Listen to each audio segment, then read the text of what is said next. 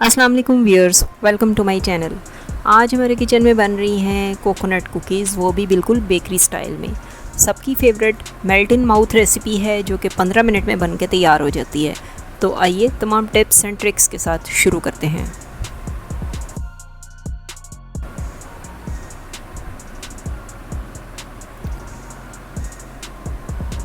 Coconut cookies बनाने के लिए यहाँ मैंने बटर लिया है, ये 2 टेबलस्पून भर के आपने लेना है, या तकरीबन अगर आपका कप्स में मेजर करेंगे तो ये 1/4 कप है।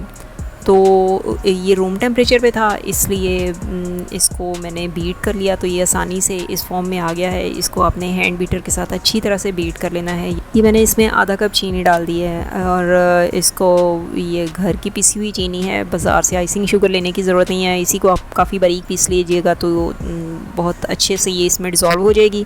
अब आपने इसको अच्छी तरह से बीट करना है, इतना बीट करना है कि ये बिल्कुल लाइट वेट हो जाए, फ्लफ़ी हो जाए। और आप देख सकते हैं मैंने वीडियो को स्किप नहीं किया, मैंने इसकी स्पीड तेज़ कर दी है, जिससे आपको अंदाज़ा हो जाएगा कि इसको कितना बीट करना पड़ा मुझे। तो इसका कलर बिल्कुल ये देखें वाइट हो गया है, बटर और शुगर को आपस में मिलके, और ये बिल्कुल फ्लफ़ी हो गए हैं। अब आप इस पैन को उल्टाएंगे भी तो ये फ़्लो नहीं करेंगे।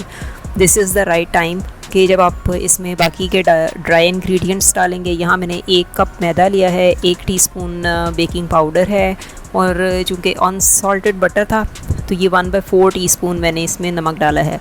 और ये बटर भी मैंने घर पे ही तैयार किया है, और इसको बनाने का तरीका भी आपको हमारे चैनल पे मिल जाएगा।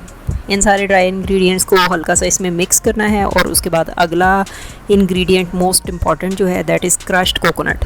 क्रश्ड कोकोनट 1/2 कप है। ये एक्चुअली 1/2 कप से थोड़ा सा ज़्यादा था मेरे पास, तो मैंने सारा ही इसमें डाल दिया है।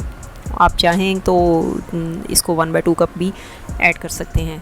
और इस बैटर को आपने बहुत ज़्यादा गूंदना नहीं है, बिल्कुल आटे की तरह नहीं इसको गूंदना, बल्कि इसको हल्के हाथों से इसकी डो तैयार करनी है। और अगर आपको ये ज़्यादा क्रम्पली लगे तो आप इसमें 1 से 2 टेबलस्पून मिल्क के भी दूध शामिल कर सकते हैं। ये चंद कतरे वनीला एसेंस के मैंने डाल दिए हैं, जो मैं पहले इसमें डालना भूल गई थी।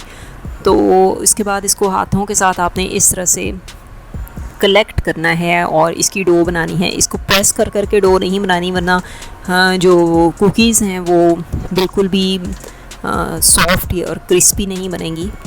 तो आपने इसको इस तरह से कलेक्ट करना है, एक साइड पे जमा कर लिया हमने, और अगर ज़रूरत पड़े तो आप इसमें दूध शामिल कर सकते हैं। मुझे ज़रूरत नहीं पड़ी, मैंने वो नहीं ऐड किया। अब इसको 10 से 12 मिनट तक के लिए आपने फ्रिज में रख देना है।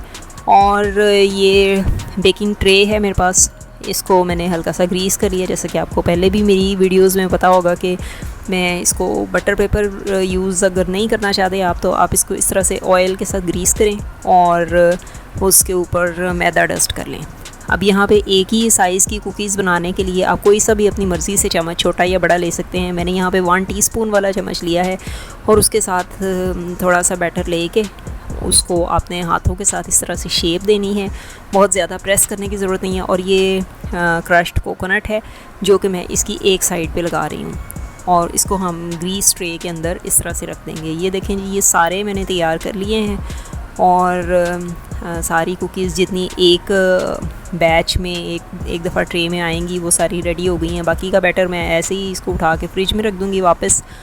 और उसके बाद इनको आपने बेक कर लेना है मीडियम फ्लेम के ऊपर।